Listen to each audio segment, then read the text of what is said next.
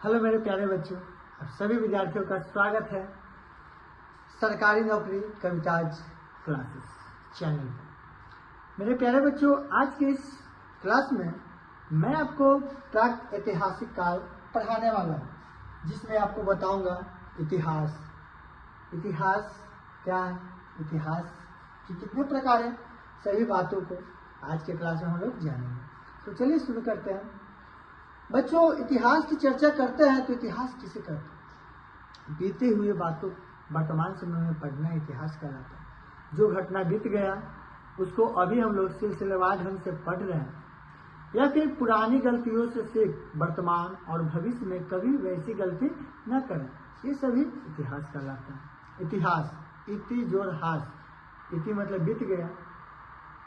ठीक है बच्चों, इतिहास को अंग्रेजी में हिस्ट्री कहते हैं, हिस्टोरिया, हिस्ट्री।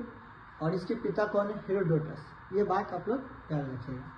इतिहास 3 भागों में बटा है: प्रागैतिहासिक काल, आद्य ऐतिहासिक काल, ऐतिहासिक काल। बात करते हैं प्रागैतिहासिक काल की, तो इस काल में लोग पढ़ना लिखना कुछ नहीं जानते, यानी साक्ष्य के आधार पर पाषाण काल, इसके अंतर्गत पाषाण काल को रखा गया था। पाषाण काल कहने का मतलब पत्थर की खोज हुआ था, पत्थर के चित्रकारी देखने को मिलता, समझ गए?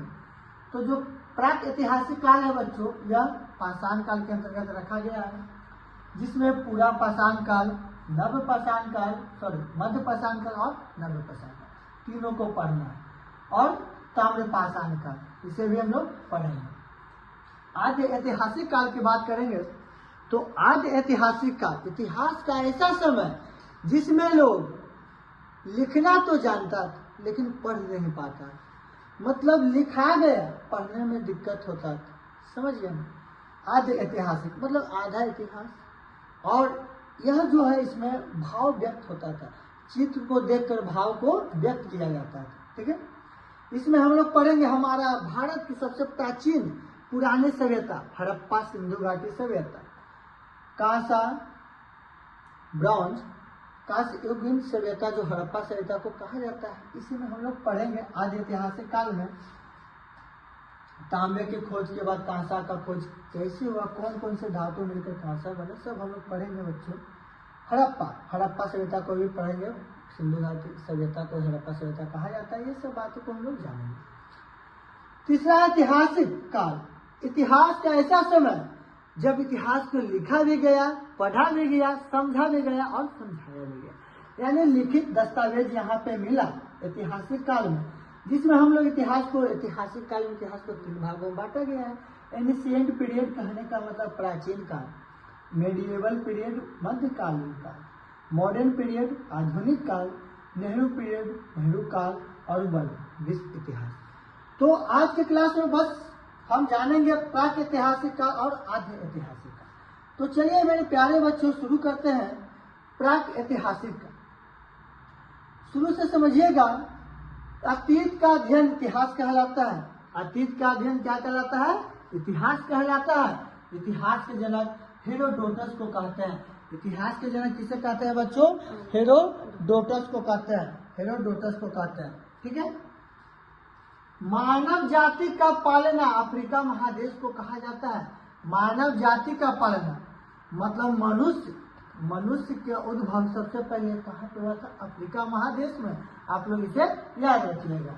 जबकि सभ्यता का पालना एशिया महादेश को कहते हैं।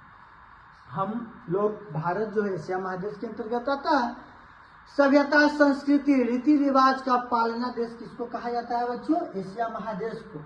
समझिए, मानव सभ्यता का पालना एशिया महादेश और मानव जाति का पालना अफ्रीका महादेश। इतिहास के जनक हेरोडोटस है, और इतिहास, अतीत का अध्ययन क्या कहलाता है? इतिहास कहलाता है। बीते हुए बातों को पढ़ना ही इतिहास कहलाता है। मेरे प्यारे बच्चों, इतिहास को 3 कालखंडों में बांटा गया है: प्राक ऐतिहासिक काल, आद्य ऐतिहासिक काल और ऐतिहासिक काल, जो कि मैंने पहले आपको बताया था। बात करते हैं प्राक ऐतिहासिक काल के। इतिहास का वह समय जिसमें मानव लिखना पढ़ना नहीं जानता था। मैंने पहले भी आपको बताया था, इतिहास का वह समय जिसमें मानव लिखना पढ़ना नहीं जानता था। इसकी जानकारी केवल पुरातात्विक कहने का मतलब जो पुराना वस्तु था, पुरातात्विक साक्ष्य से मिली है, इसके अंतर्गत पाषाण काल को रखा गया। प्रागैतिहासिक काल के अंतर्गत मेरे प्यारे बच्चों पाषाण काल को रखा गया था। ठीक है बच्चों, आज के वीडियो में इतना ही रखते हैं। अगले क्लास में हम लोग जानेंगे पाषाण काल के बारे में। पाषाण काल के बारे में हम लोग विस्तार पूर्वक जानेंगे। पाषाण काल, पूरा पाषाण काल, मध्य पाषाण काल और नव पाषाण काल, ताम्र पाषाण काल के बारे में। ठीक है मेरे प्यारे बच्चों।